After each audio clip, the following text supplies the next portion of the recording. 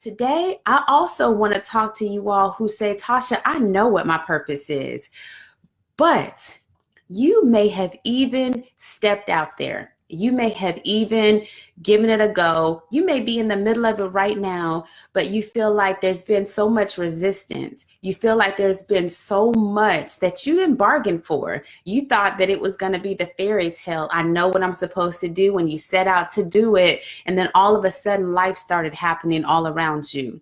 If that's you, let me know who I'm talking to. Two different people. Either you're trying to discover it or you're walking it out, but you need some encouragement because life is happening. So today's topic is how to stop the past from holding you hostage.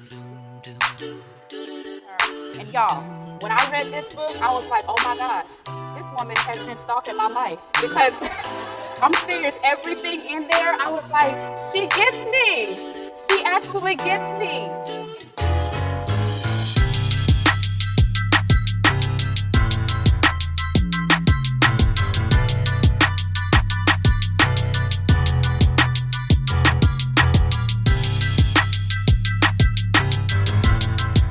I am here. Yes, I give myself permission.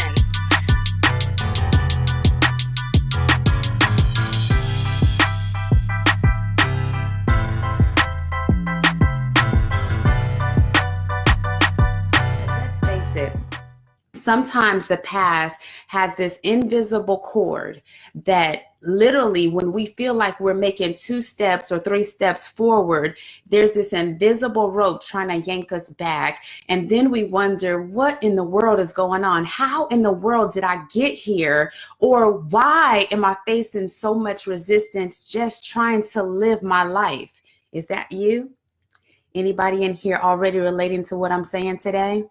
So today and tomorrow, we're going to talk about this. How do you stop the past from holding you hostage? How do you cut the cord? How do you sever the cord so that you can walk in your God-given purpose and unleash every ounce of potential that's in you? Because it is possible, y'all, that we don't have to be chained to our past. We don't have to be chained to mistakes. And here's another thing. Sometimes even past victories can trip us up because we have accomplished something really good and we may be stuck in that mindset of, but I used to do this, I used to do that. And we can be in a mindset of past victories thinking, what is wrong with me now that I'm not able to do what I used to do? Or what is wrong with me now that I'm not able to be who I used to be? So even past victories can trip us up.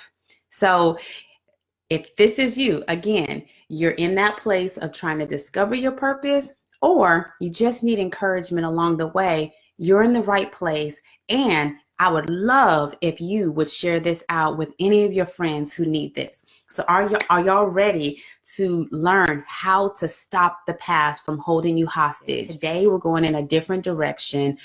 The first thing that I said was you have to embrace the power of surrender. And there's a couple of ways that we can look at that. You can surrender to the fact that I don't have to do this myself. Like, just because I have this vision, just because I have these dreams, it doesn't mean that I have to do it all myself. So I can embrace the fact that I surrender, that I can get help. I can ask for help.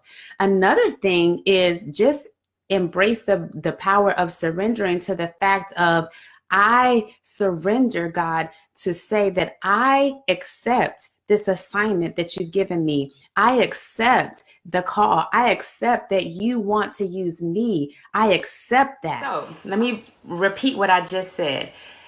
I talked about embracing the power of surrender, surrendering to the fact that I accept that this assignment is mine. I accept that this vision that I have for my life, I own it. I surrender to it. I do not look at it and say, no, I can't do that. No, I change my mind on how I see myself in that. That's the first thing. All right, number two, if you're going to stop the past from holding you hostage so that you can maximize your existence, you have to learn how to forgive. And I know that can be cliche because we hear the, oh, it's good to forgive and set yourself free, set your captives free, all that stuff. And yes, all of that. But we've got to learn to forgive others, but we also have to learn to forgive ourselves. Sometimes it is easier to forgive others than it is ourselves. So when we get a vision, when we get a dream, when we start to understand what our purpose is, we have to forgive ourselves so that we can embrace what that purpose, what that dream or vision looks like. I'll give you an example. In my journey, I've been in business for 16 years. On this journey, there was a moment where, yes, I was riding high. I went from one extreme to the other, where I went from a 6-figure business to bankruptcy. And if I was still, now I'm not in it anymore. We've walked that process out and we're on the other side of it.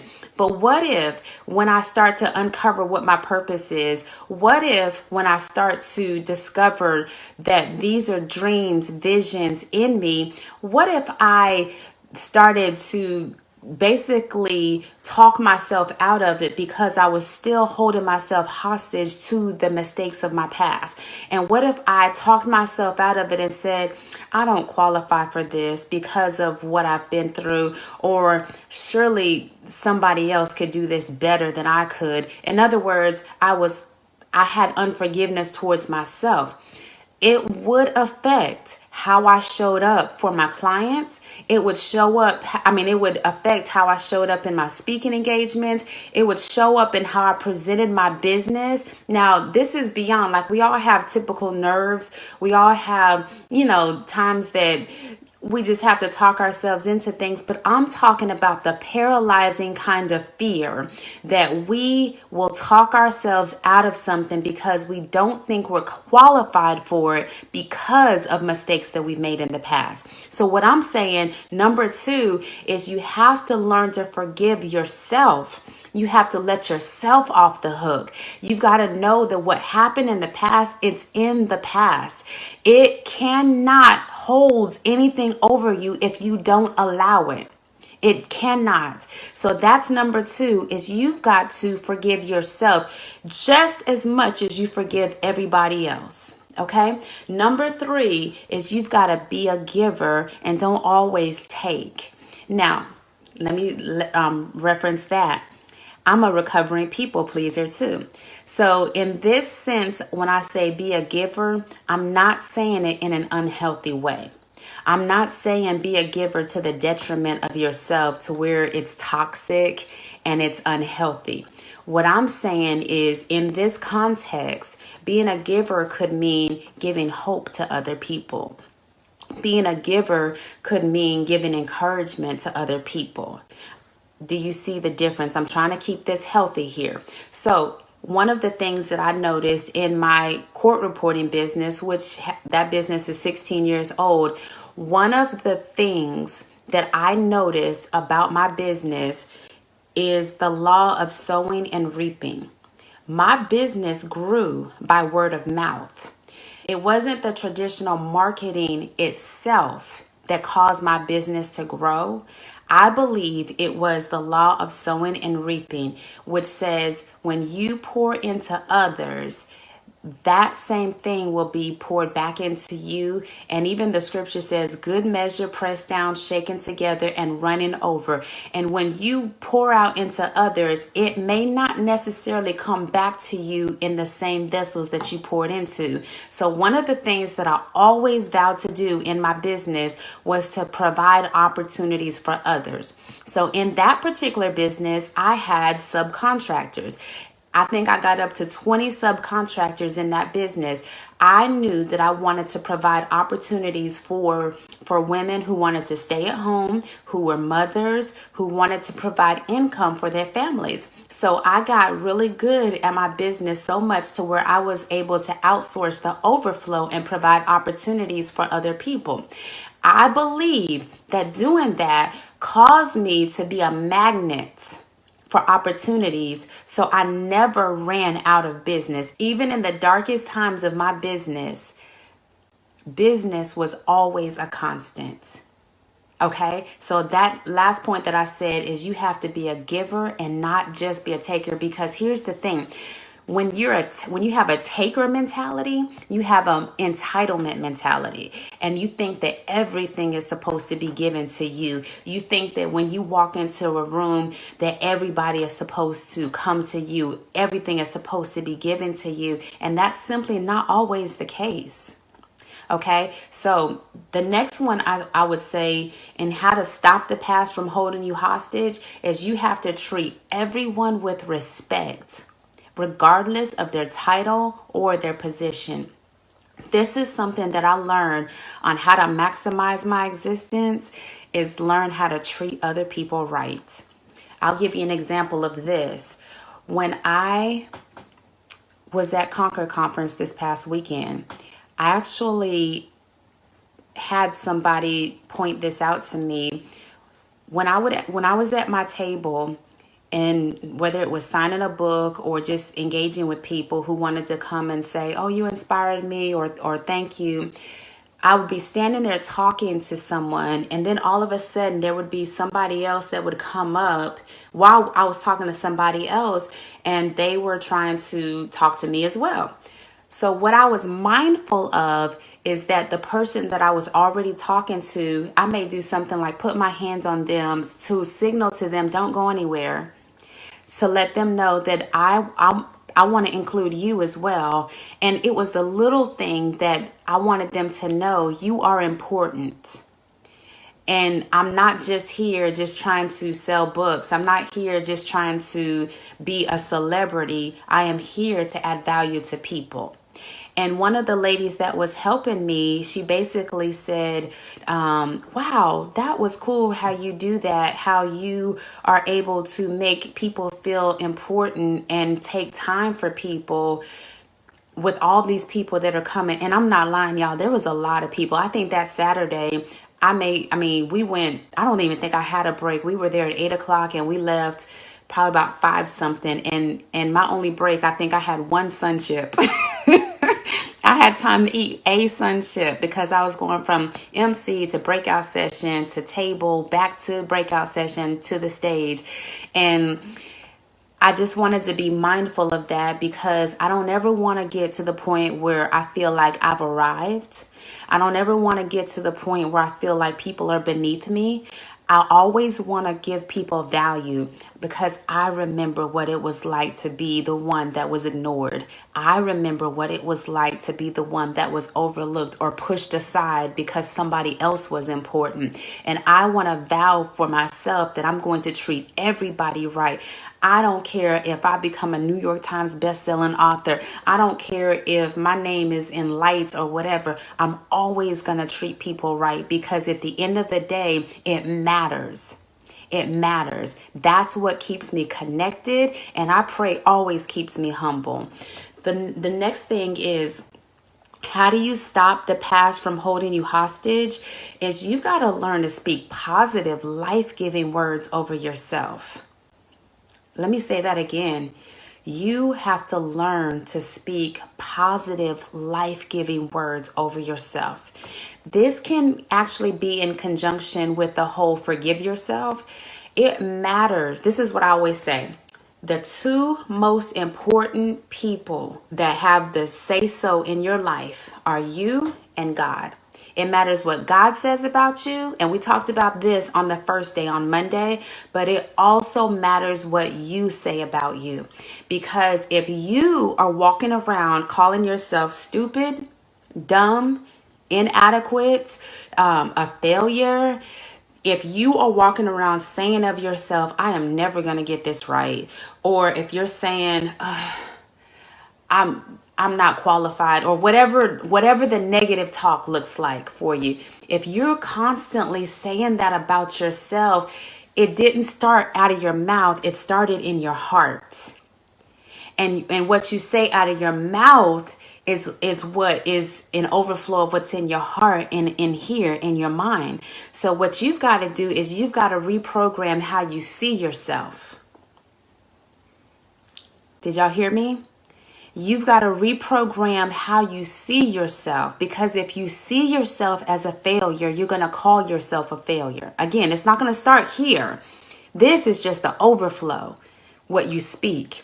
If you are going to stop the past from holding you hostage, you've got to stop talking like you did in the past. Let me just stop right there. Did y'all hear me? Did y'all hear me? If you're going to stop letting the past hold you hostage, you can't talk like you did in the past. You've got to change the script. You've got to change the narrative. You've got to, here's the thing. Some of y'all may need to backtrack and go on an information diet.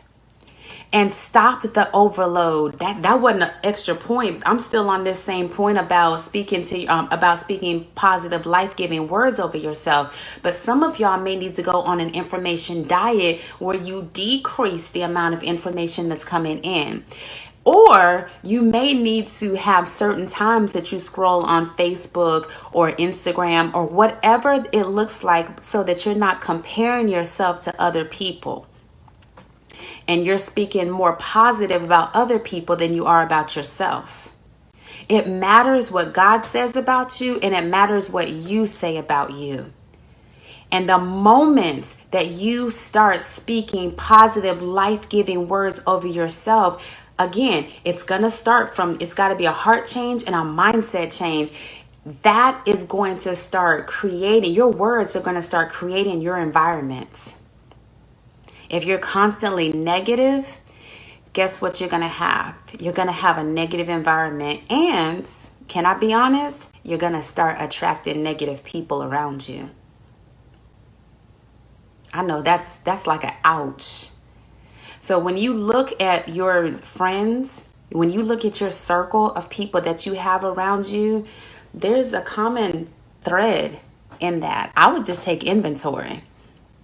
I would just take some inventory and just ask yourself, why am I surrounding myself with all this negativity? And why am I attracting it? Okay.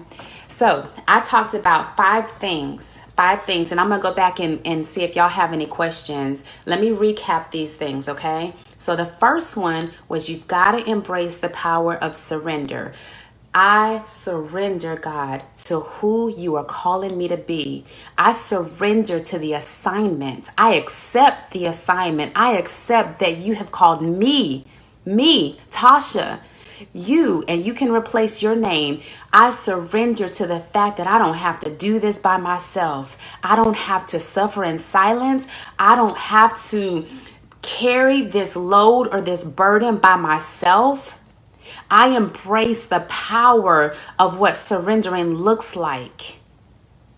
And I know that if you downloaded this dream, if you downloaded this vision, if you called me out and said that this is my purpose, then I embrace the power to know that I do not have to do this by myself. And I don't have to be perfect as I walk it out. Number 2, learn to forgive yourself and others. It matters that you forgive yourself as much as, if not more than, you forgiving other people. Now, the third one I said, be a giver, don't always take. Give encouragement, give hope, give to other people, but not in an unhealthy, people-pleasing kind of way. Okay. Third, treat everyone with respect, regardless of their title or their position. God, keep me humble. Keep me humble. As I'm on this journey, as I become this woman that you're calling me to be, let me never forget where I came from. Let me never get to the place where I walk off of a stage and I start being rude to people because I think I've arrived. The fifth one, speak positive, life-giving words over yourself. But I'm telling y'all, if you do those 5 things, again, we have more to talk about tomorrow, but if you do those 5 things, those are some steps that you can take to stop the past from holding you hostage. Like, you do not have to be a prisoner to your past. And I talked in the beginning, I said your past can be your past victories, where you're constantly comparing yourself to an old you, beating yourself up, saying, why am I not like that anymore? Why am I not fit anymore? Like, I ran a marathon in 2008. I would be foolish to sit here and beat myself up and say, why can't I do this now? Just like we would be foolish to beat ourselves up over our past mistakes, our past setbacks. So let me scroll through here and see what questions or comments you have today. Sarah says, how do you take good care of yourself and you're out into others at the same time?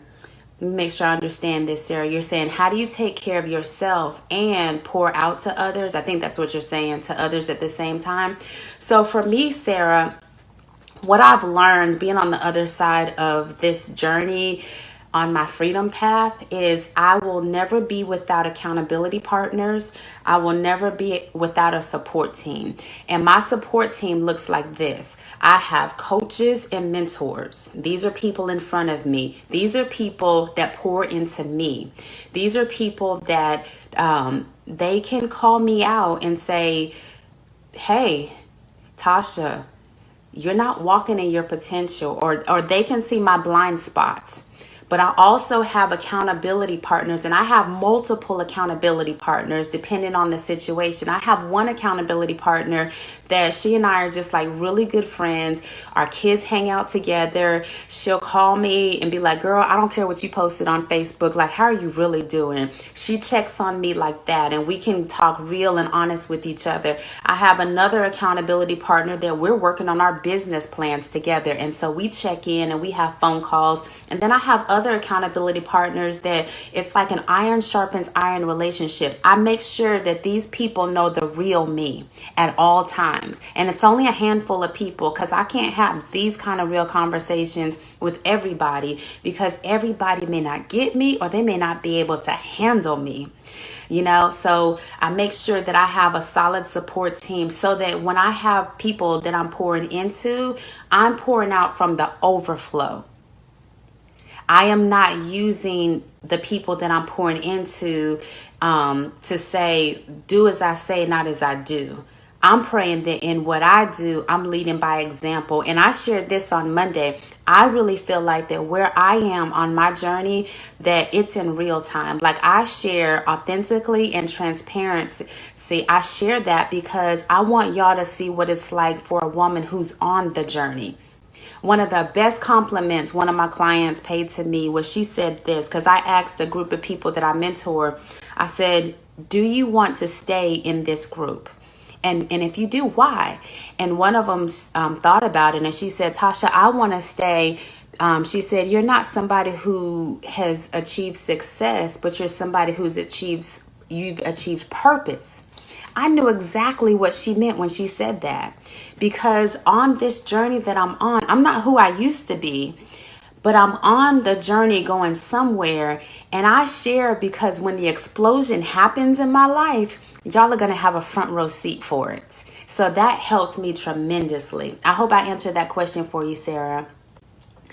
Let me see. Judy says, amen. When you know who you are in Christ, you will start speaking and thinking positive thoughts of yourself. Yes, Judy, absolutely. Julie, you are welcome. You are welcome. Kathy said, it's in the overflow where the oil is poured. Thank you for sharing. You're welcome, Kathy. Thank you for being on this with me. I want to make sure I covered everybody else's comments or questions. All right, was this helpful for you all today? Did anybody have any aha moments from what I shared of those 5 things on how to stop letting the past hold you hostage? If so, I'd love for you to put it in the comment section.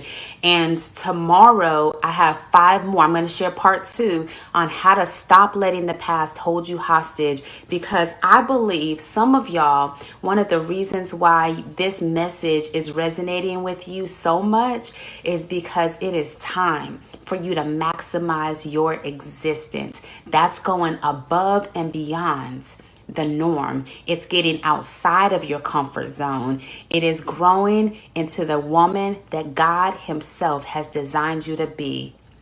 And if you have been feeling any of the things that I shared today, it's time. All right, y'all. That's it. That's it. Thank you for tuning in, and thank you for bearing with me with all the technical difficulties. We made it, y'all. Maximize your existence with Tasha M. Scott. With only a $67 admission fee, you will be involved with a live workshop with Tasha M. Scott, renewing your hope and your purpose in your life. You will walk away with several resources, including Tasha's combo book. Join us Saturday, February 2nd, 9 a.m. to 12 p.m. for your chance to maximize your existence.